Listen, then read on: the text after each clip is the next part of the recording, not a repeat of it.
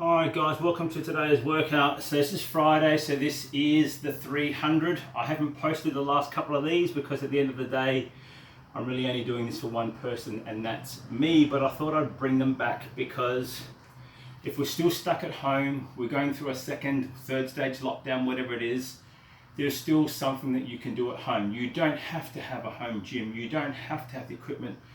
You can simply do body weight and you don't need to go crazy and rep them out. You can be as simple as today's workout. So 300, where did it come from? Well, look, you can see this t-shirt.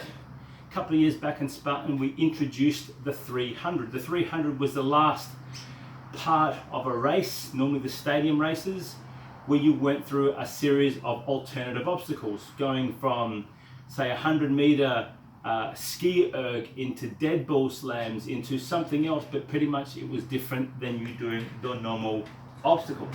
So that's where the 300 come from.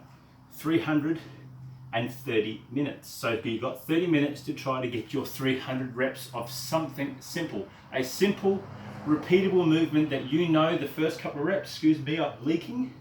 The first couple of reps are going to be okay, but the remainder of the reps are going to be a challenge for you to do. Now, if you don't get them done in the 30 minutes, that's not a big deal. I want you to simply record what you got to and then write that down. That's now a baseline. You're going to come back and revisit that at some time in the future. Now, we've done a whole lot of things: sit-ups, burpees, bench press, bunny hops over something else, box jumps, 300 calories, 300-meter interval sprints on repeat.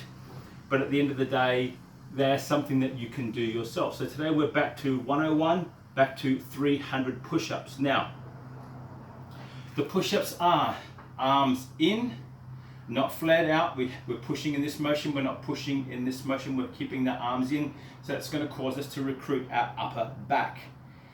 I want my feet not necessarily narrow, I want my feet about the same distance. So therefore I'm like a proper plank, feet and hands in contact with the floor in the same position, simply because it gives us stability, and we're going to need that as we get into the workout, because we're going to start to struggle. We're going to start to struggle with how one side of our body is dominant than the other. Now the push-ups, I simply did sets of 10, used my whiteboard, mark them off, tick off, get through it, get the workout done.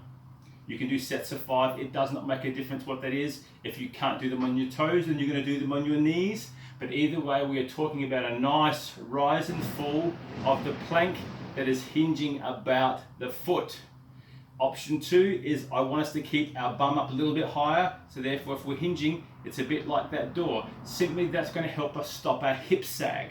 Because when our hips start to sag, it puts pressure on the upper back, and you're going to find out you're going to have a sore mid to lower back after you do this workout. Whereas if you kept it nice and straight and taut, or up nice and high and hinging like the door, you'll find that it's going to be predominantly a back exercise with the triceps, not necessarily the chest. So let's just go through the repeat.